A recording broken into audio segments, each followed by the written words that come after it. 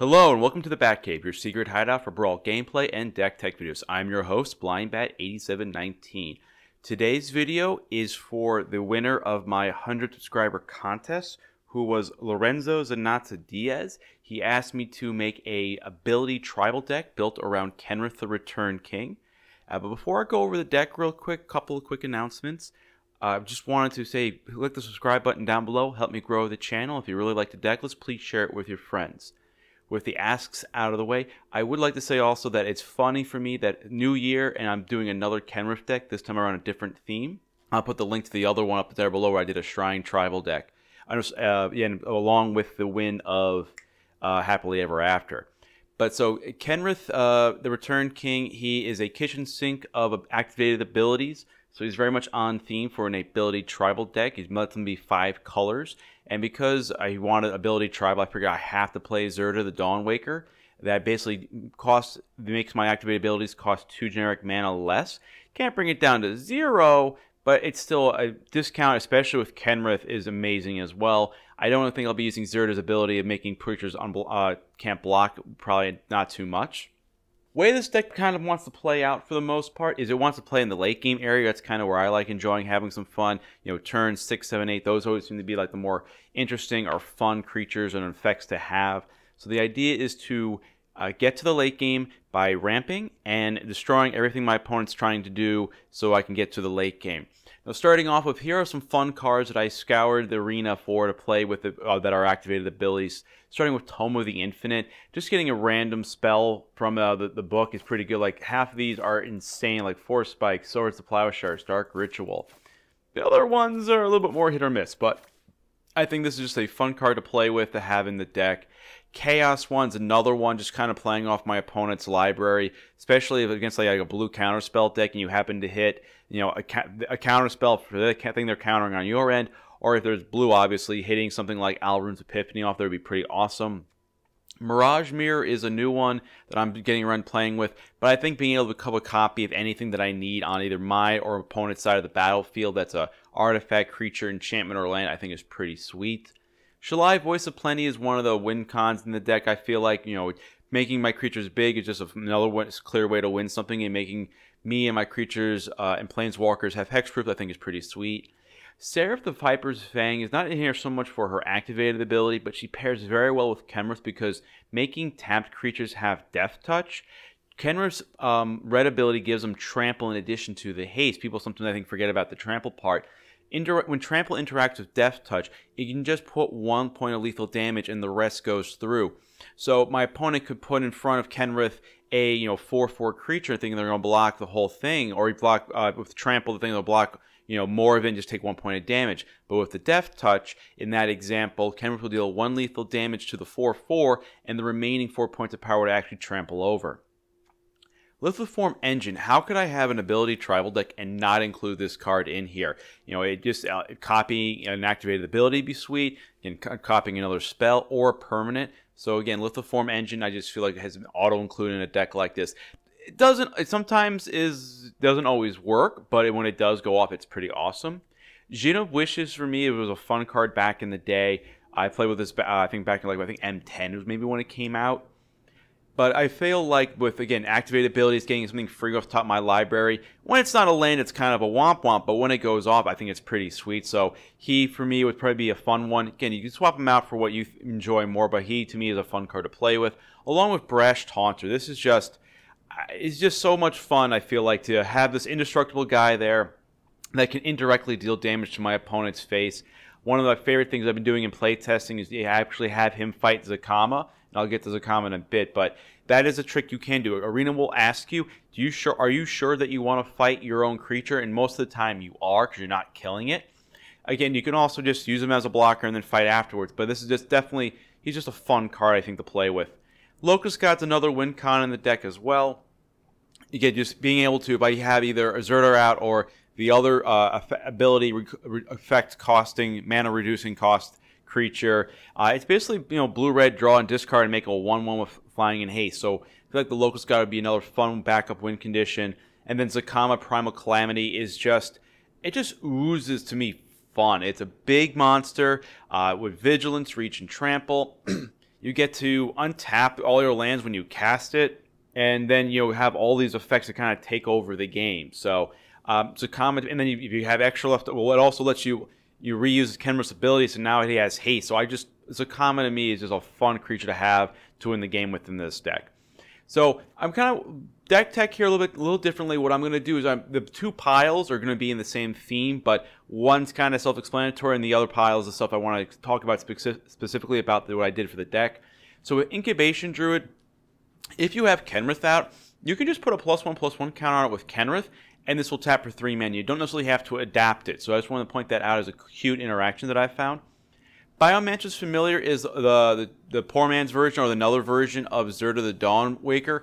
I found out at the wrong time in a test match that Biomancer's Familiar only works on creatures, whereas Zirda works on each activated ability that's not a mana ability. So I do have to be mindful of that. But again, having a redundant copy of that effect I think is really useful. The activated ability of adapting things really isn't going to come into play too much in this deck.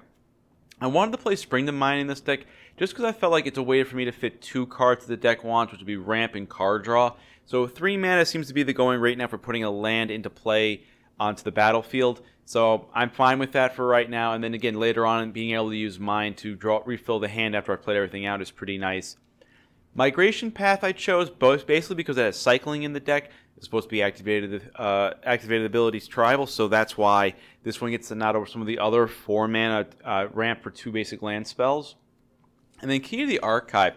This to me is a must include in almost every deck, maybe not monocles, but almost every deck should include this because all the things it gives you access to are just insane.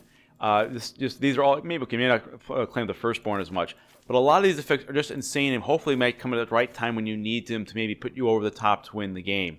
And then ramping you from turn 4 to turn 6 or 7 mana, that is just, I think this is almost an auto-include in any deck from now on in Brawl. So I would say spend the 1 wild card and get this card.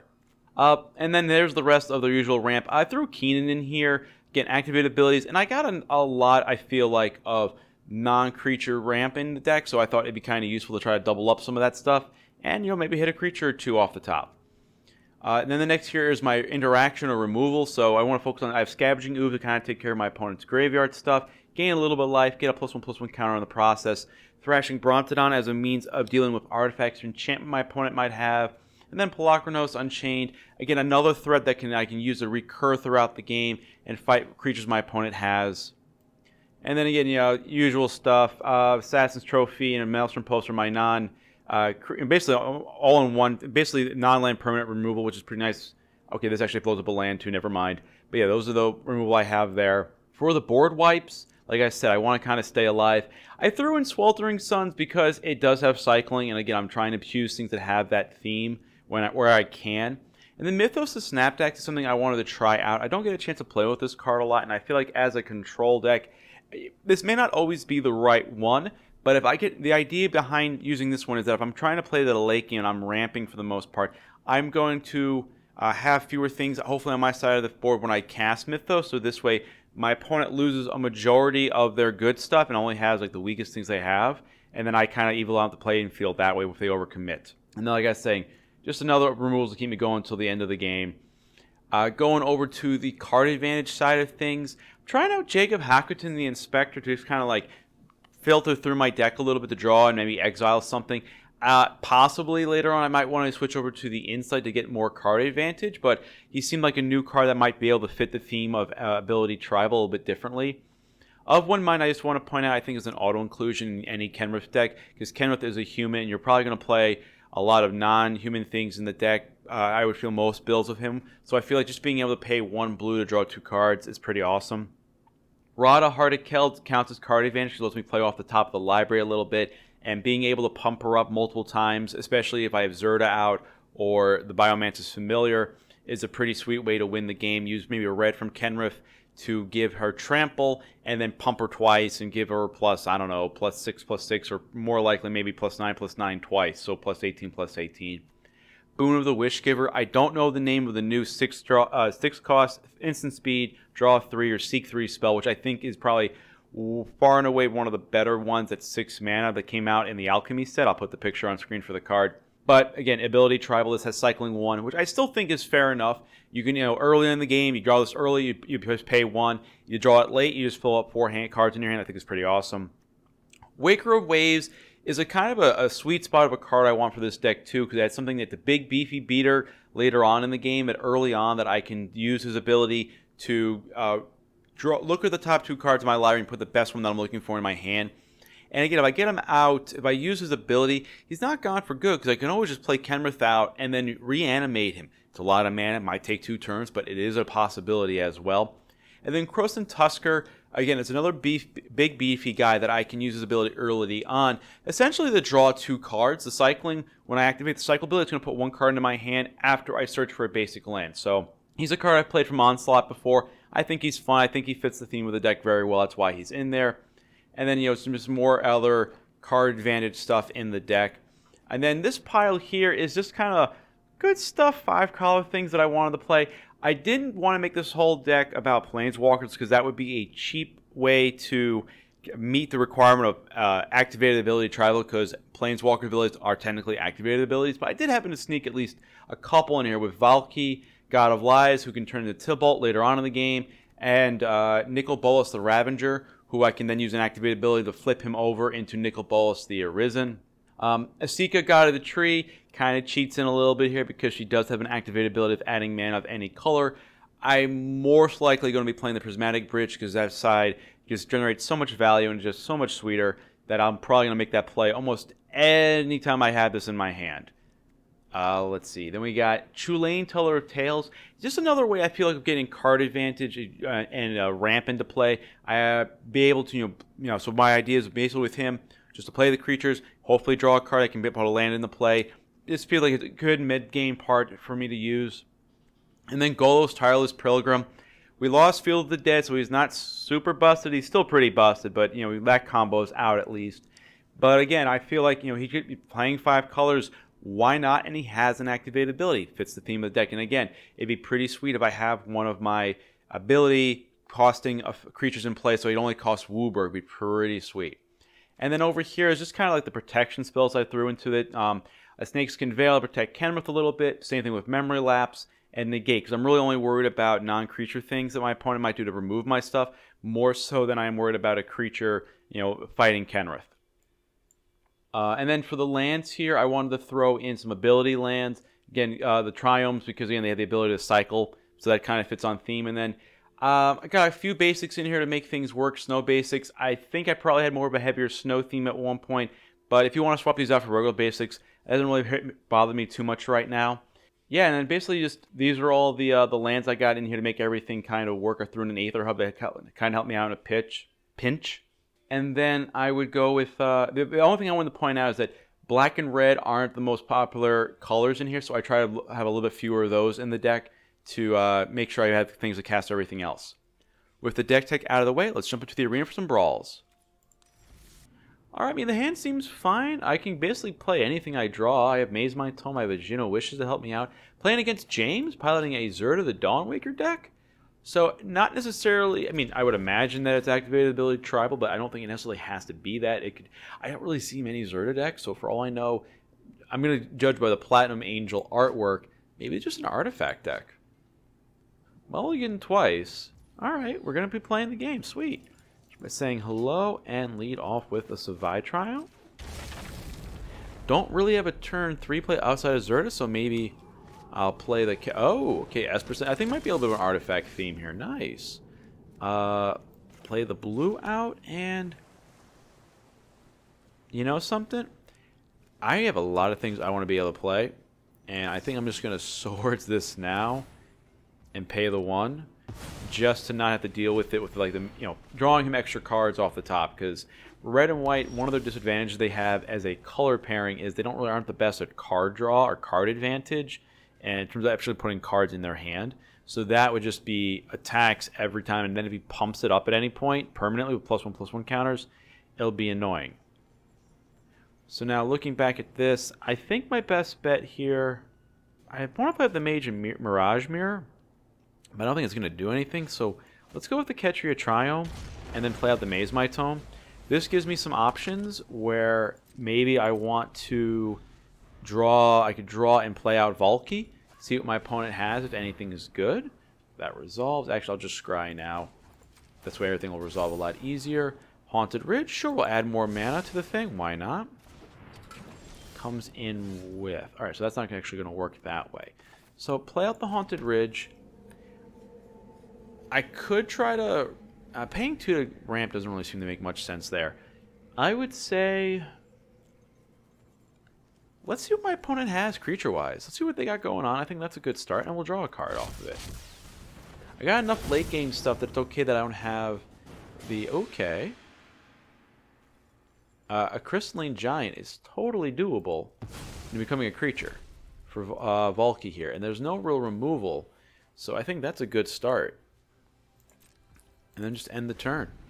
So next turn, we're definitely going to make that into a 3-drop and probably draw a card. I think that's a good start at least. Forging the Tyrite Sword. 3. I mean, I like what he has. I mean, the Weatherlight's pretty nice. Solemn's pretty much a good one. Resolve. Pass. Draw the card. More mana. That's always good. My turn. Brash Taunter. That's another fun one. Alright, let's play out the green. I'll pay the 3, make him into the creature. Because that's pretty sweet. It's also gives... Don't give me haste. It's got vigilance. You know something? That's worth trading. This is worth trading for the commander, I'd say. He doesn't really have anything to use off of Zirda at the moment. So, I mean, he's going to get either the Havlar or some other equipment, which will be really easy to equip with Zirda.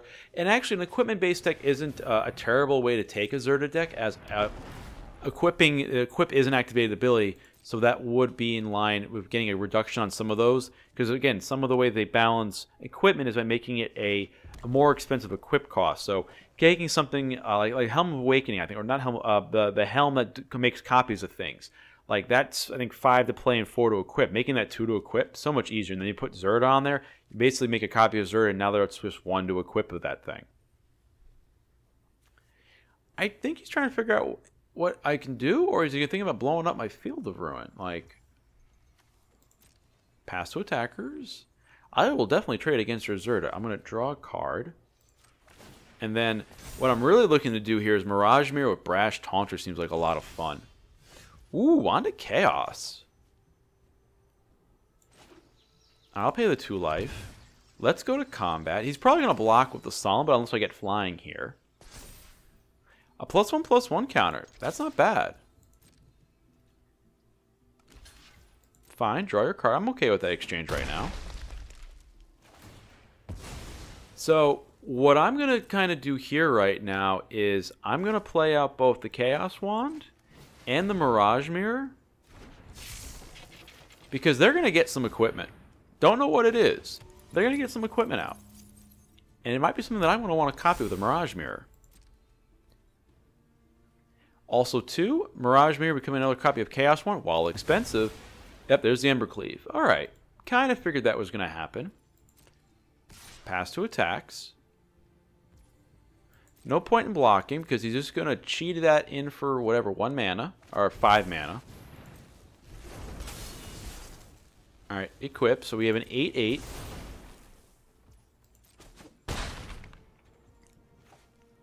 Now, I gotta think now, how does it work with the Brash Taunter? With the Trample is what kind of does me in there. Okay. Alright, so I went first. Let's go with blue, just because I have the Jhin there. Alright, so I get the Scry 1. Yeah, that Thrashing Brontodon's pretty good. Let's see, 2 to draw, 3 to play, yeah, 1 to blow up. Alright, so let's do that. Math is right. I'll make sure I have... Let me tap everything properly this time, just to make sure I don't mess this up. So I make sure I need double green. So, draw the card. Gain the 4 life. Now, I may not be out of the woods yet, because there are ways for my opponent to bring things back from the graveyard in these colors that I'm very much well aware of. And he might also have protection stuff. So, sacrifice the Thrashing Brontodon and blow up the Embercleave. The other possibility I have going on for myself as well, there's the flying, is that I can use Kenrith to constantly bring back the Thrashing Brontodon to very slowly destroy my opponent's side of the field, especially if they are an artifact-themed deck. Demon Bolt. Hey, he had a good run. I am not upset about that. Weatherlight, alrighty.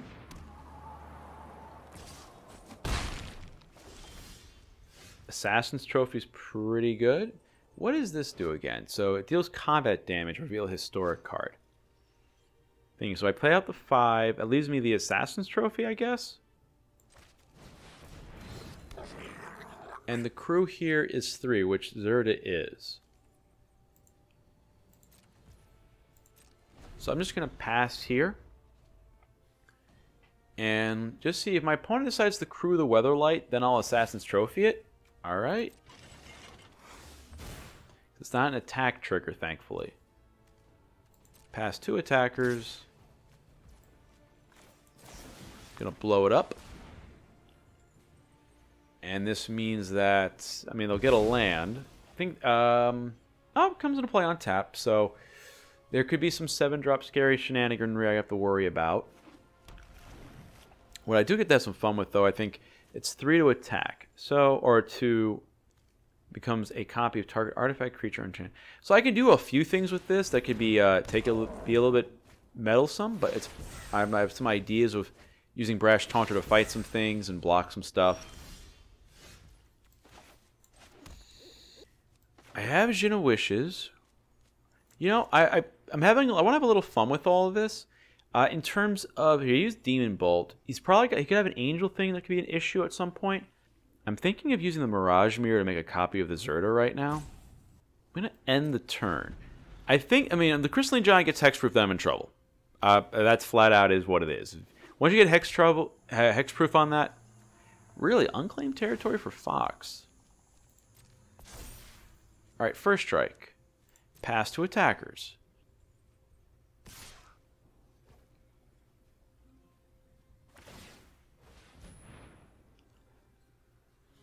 Alrighty, let's see what we can do here. What makes better sense? Paying the 3 to fight? If I pay the 3 to fight, 2 to change, 2 to change again, cancel. Let me use Mirage Mirror, make a copy of Zirda.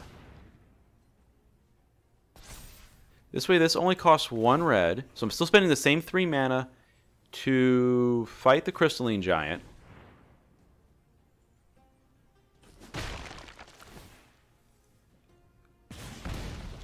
I can now use Chaos Wand for 2.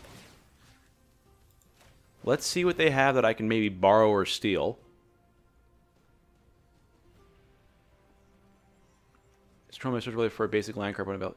Sure. Destroy. What's it do? Put it into play tapped? Feel the Rune actually would work well for me here. Because that means I get more mana to use, actually. Oh, wait, that was a dumb idea. I'm sorry, guys. That means the spell fizzles when they use it. Okay, that's poor use of abilities. Oh boy. Way too greedy with things. Let's add red, because that kind of matters. Resolves. Let's get white. Actually, let's get the blue. Sorry, guys. Red it is. That resolves.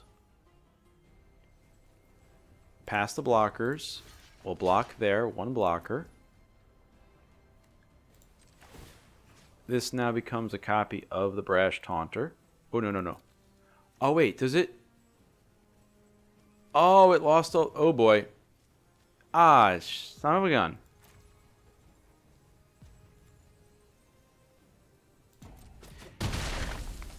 I somehow thought it kept its abilities. Oh, man.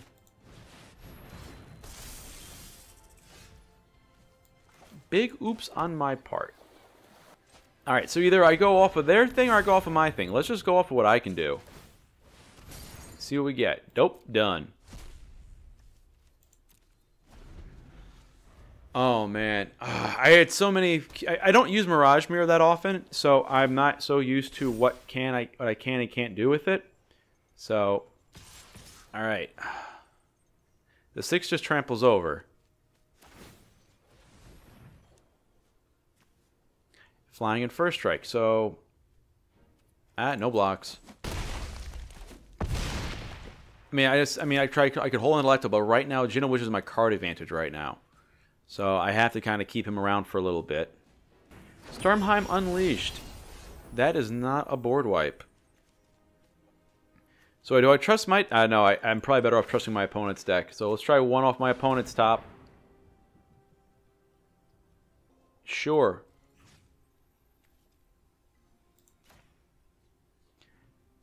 X is equal to 0. Activate the ability. Yes! Odd. I guess we go with even?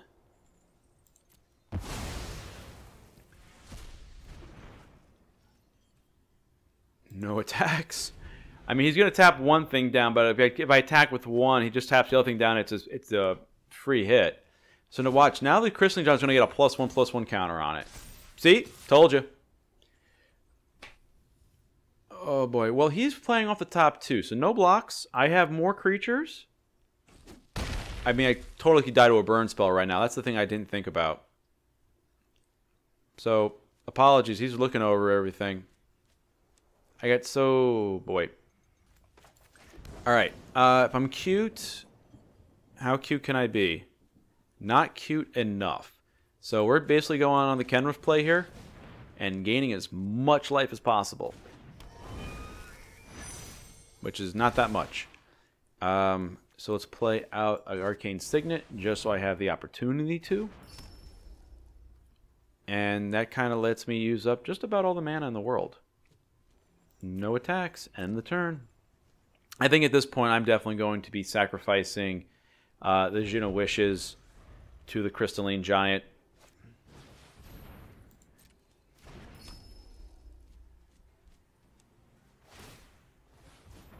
Alright, there goes that. What do we get here? Oh, Hexproof. Alright.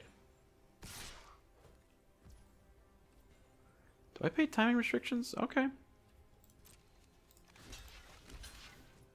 One blocker.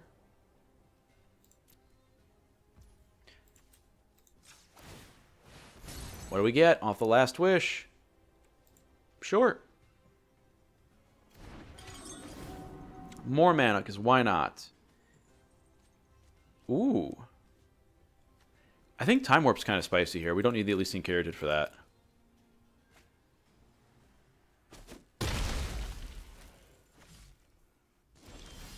Alright. Land? I might have this. Let's see. One attack. I have my 5 mana here, and I got 3 over there. So I can pump a little bit. Next to blockers. Pump them here. Still have my 5 mana. I have my fight. I can pump them one more time.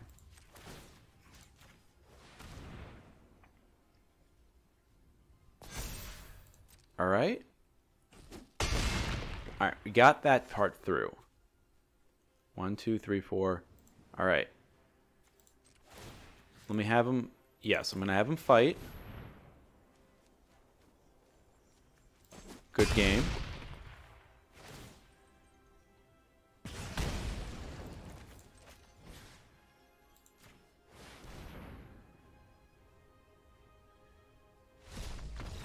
Alrighty, whew. Alright, so clearly I could have just... I mean, I don't know if he had removal or not. I could have pumped up Kenrith more in response. But James, you had a fun deck. That was a lot of fun. Thank you very much for the game. Let's go on to the next one. Alright, I actually like this hand. I have a Deserted Beach. I can use a Fateful Absence if I need to early on. I got a Biomancer's Familiar. And I can get to a Migration Path. I'm playing against HLB, piloting a Muldrotha, the Gravetide deck. Very powerful commander. Likes playing out of the graveyard, so there might be some self-mill themes. Worrying about some sagas that play very nicely with Muldrotha, getting those reused over and over again. But yeah, with the Wrath of God, we got the Faithful Absent. I'm pretty sure I can make some of this work to get towards a victory here. Start off by saying hello to the opponent. Opponent lead off with an Overgrown Tomb, and I'm going to go with the Deserted Beach because I'm not doing anything on turn 1, and why not? I mean, I sometimes fall into the trap of holding on to these, but there's nothing wrong with playing it on turn 1 if you have nothing to do with it. Alright, let's get the green source out and start by playing the Biomancer's Familiar. Fateful Absence is an instant, so I have to remember that. Because sometimes there's the other one, Turn the Stone, that is a sorcery, and I always screw that up. So, I think for a turn 3 play...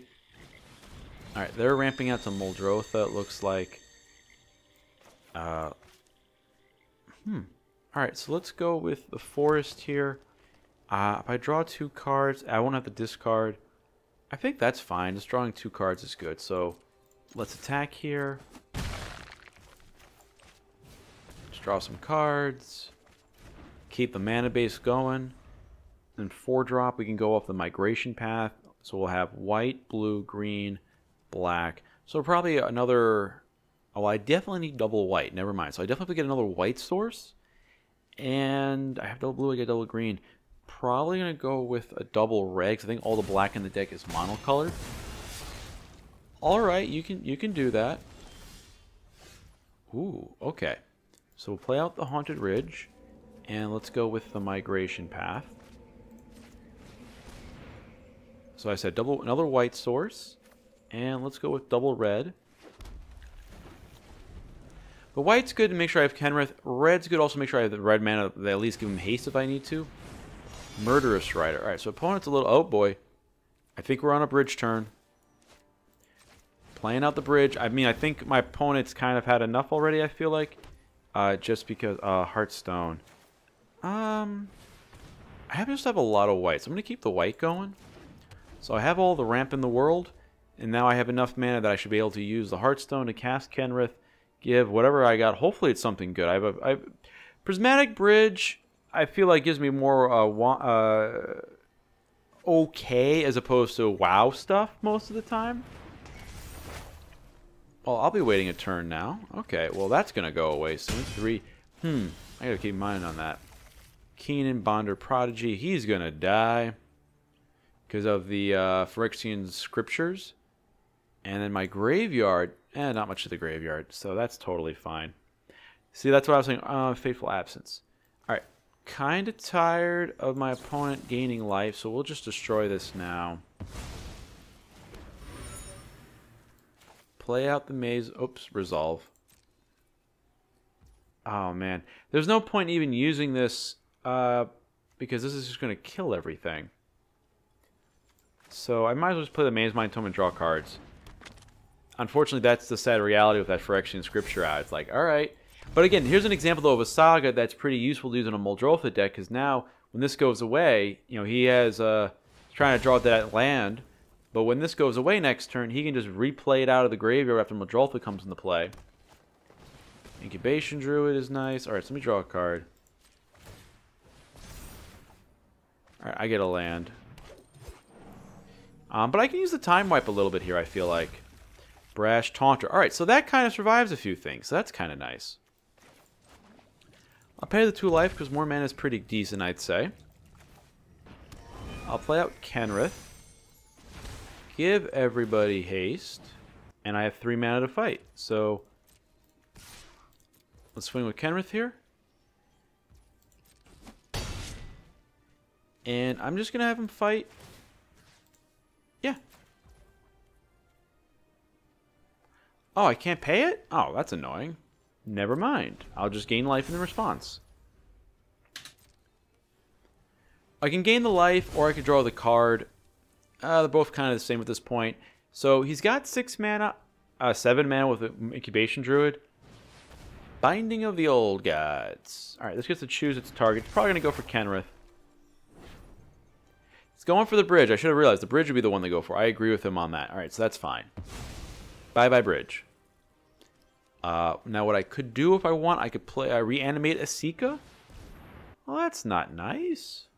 Alright. There goes the Brash Taunter. Mostly because the Brash Taunter I can reanimate with Kenrith. So that's the thing to keep in mind. Alright, Command Tower. Bring back Brash Taunter. Everybody gains haste. And swing. I can't pump and fight, so we'll just fight. We'll just do that. And we'll just fight.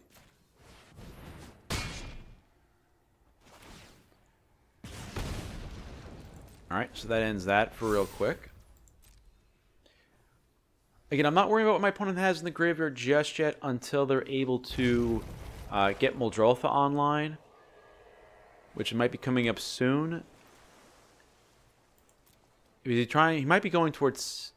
One I possibly would have been a Muldrotha plus Eldritch Reborn. Okay. Look, dude, you got a right idea. I'm just going to keep sacrificing the Brash Taunter, though. You're going to have to block with the Incubation Druid. Well, darn that. Alright, I'm going to scry real quick. I don't think I want the Ketria right now. I want something else. Well, it's alright. I don't think the lands really matter here. So let's see. If I time wipe 5... I mean, that is pretty backbreaking, I feel like. Hand.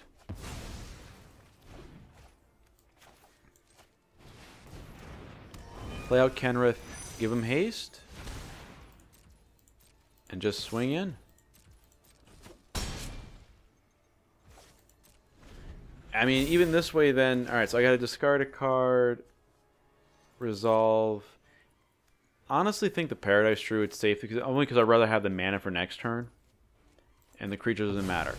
So, 6, he could... so basically, if he has a land he can play, which I don't think he does... Oh, crap. Okay. Sorry, guys. He probably is going to play the Transmute thing instead now. That's what he'll do. Yep. Casmia Transmutation. That's a good call there.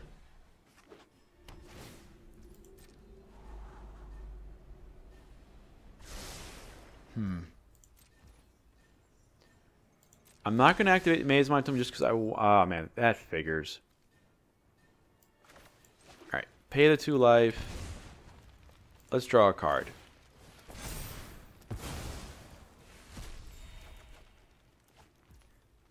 Alright. Creature card from a Planeswalker onto the battlefield. Probably goes my Brash Taunter now. I think that I have to blow up the board right now. Yeah, I think blowing up the board's the best bet.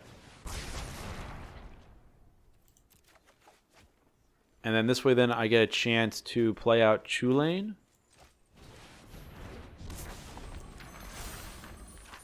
And so... I mean, I would think he's going to grab... I mean, he could grab the Playcrafter. Okay, Muldrotha. That was something I didn't think about. That's pretty good, actually. So, okay, there goes the Chulane. Short answer is there goes Chulane. So, 6, 7... Destroying all enchantments doesn't seem to be that good anymore, honestly. But I realize this is a nice combo with the Eldritch Reborn. As long as it keeps Muldrotha in the grave, it keeps bringing it back for free. Oh boy. If we go with... Alright, so I have 1, 2, 3, 4, 5, I have 6 there. So 7 with the Cold Heart. Haste, Pump. I mean, that works.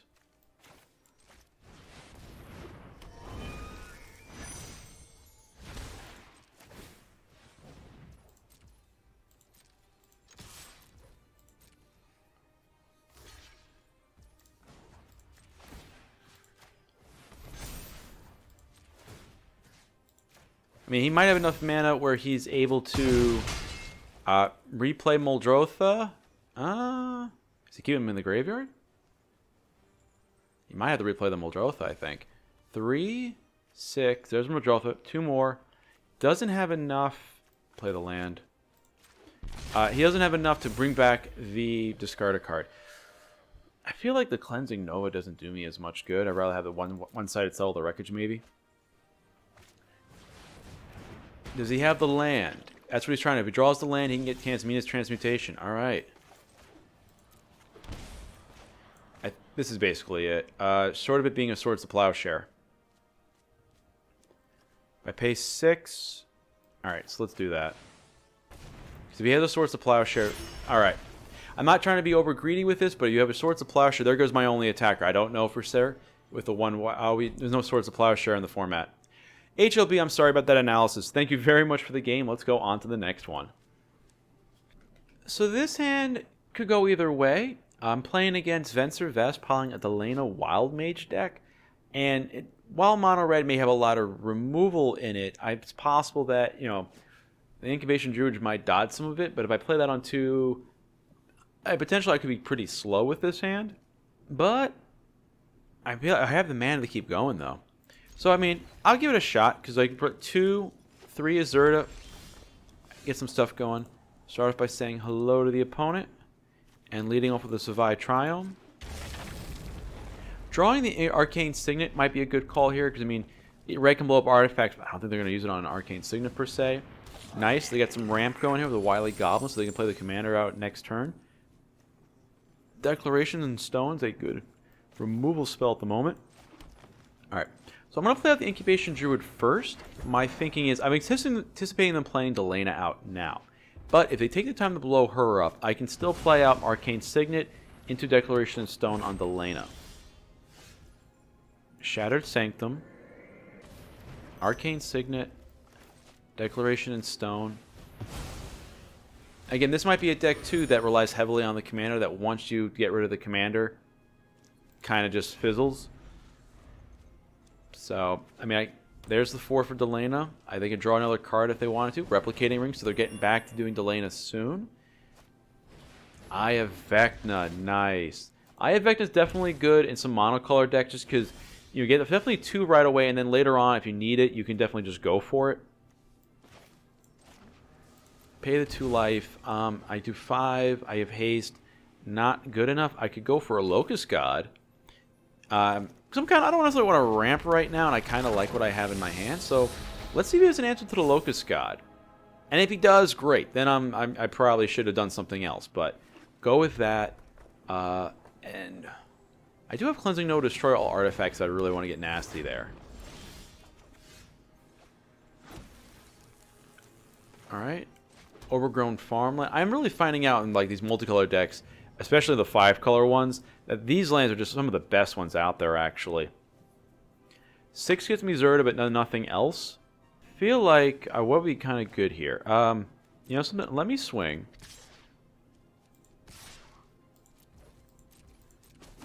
Swing for 5 in the air. And I think Kenrith right now is good. As a good blocker. And then if things go sideways with Kenrith, I can just leave a counter on Incubation Druid then, so that can keep going. Goblin Chain Whirler. Alright, that's fine. I lose the token. Alright, they don't get exiled upon death, so that's good. Pia Nalar. Is this? Oh, I pay 1. Alright, so I don't have to worry about that right now. Now, making copies of Goblin Chain Whirler can definitely be an issue. Alright. 6. Alright. That effect on the stack, 1/1 counter on the Incubation Druid. In terms of blockers, no blocks. I take the hit. I get another little dude to play with. And now I can kind of go nuts a little bit here. Kind of want to draw some more cards. But I probably could just win by fighting through everything, right?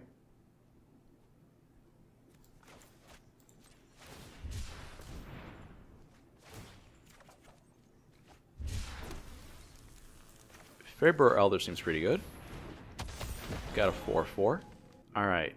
So, I could definitely give... If I use the... I have to tap 3 of that color. That's not as useful. Yeah, 4 attackers. Blocks there, blocks there.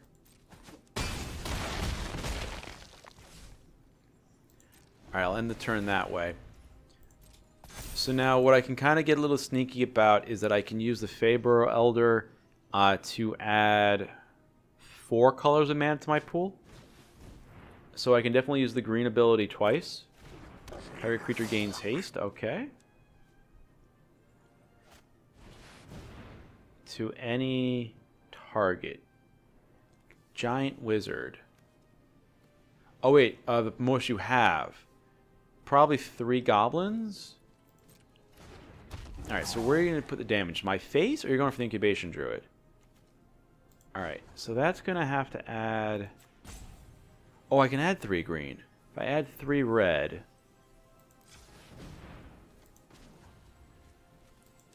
Why did I do this?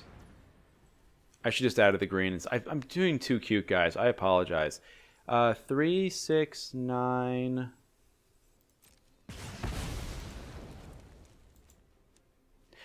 I didn't think about that. I gave everybody haste when I wanted to give the Feyburrow Elder haste. I just killed myself. Oh, man. That was dumb. Make a copy of the Basalt Ranger. It's a 9. 3 damage to the face. Alright, you do that. Dang it, son of a gun. Pass the blockers. Everybody tramples. Oh, dang, this is going to hurt so much. Don't do the Goblin guy. That doesn't make any sense. Might as well kill Delina. 4, 8, 8, 10, 13.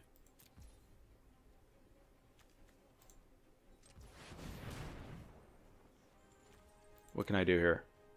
It's going to die no matter what. So we gain the life. I gained the 5 life. Let's do that.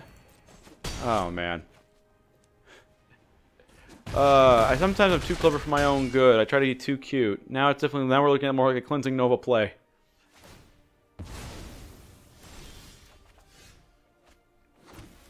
Play out the white. The Goblin Motivator is an issue. That is definitely an issue right now. I think I can play out Zirda. You know something? I think, say screw it, guys, and I'm sorry, but... Oh, frick, was I that far off? Could I have I done pump? I've been off by 1. Dang it, son of a gun. Alright, so I do 4... sorry, blew up the board time. I'm sorry, friend, but that's unfortunately I think the right play for me right now. So I get Locust God back. I can bring back Kenrith real quick. Your Eye of Vecna is kind of useless. And I saw that you had the Hasty Goblin, so you bring Delina back. Yeah, so kind of had to do this on my own. Combat Celebrant. Oh, that gets haste. Oh, dang. Alright, so that's lethal right now. That's using up everything, so that doesn't work for me. I spend the 3. That gives me a Seraph to play out. Go with the Locust God. Do you risk? Okay. He might have it in hand, and if he does, good for him. I goofed up by giving everything haste when I should have just pumped up to save it. That was my mistake. Probably because I was thinking of using it during combat. So that's why when he did it too soon, that's what threw me off. I was thinking during combat. Oh boy. +1 all, +1 haste? I have to block. Alright, so the Locust God's at least earning his keep a little bit. And let's go with the white source, and I think that's enough. Good game. Haste.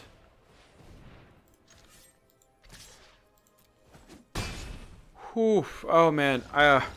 Venser Vess, thank you very much for the game. That was a lot closer than I should have let it be, but woo, I got too cute. Thank you very much. Let's go on to the next one.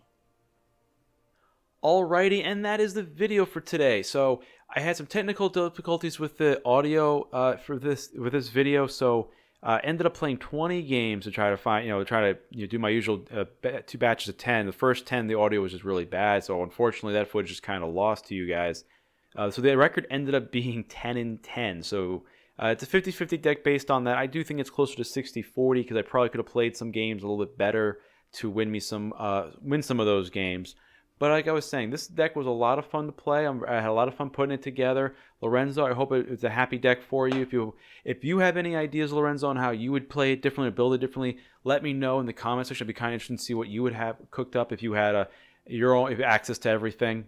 If you liked today's video, click the thumbs up icon down below. If you really like what I'm doing, please consider subscribing to the channel. As always, thank you for visiting the Batcave and have a great day. Thank you.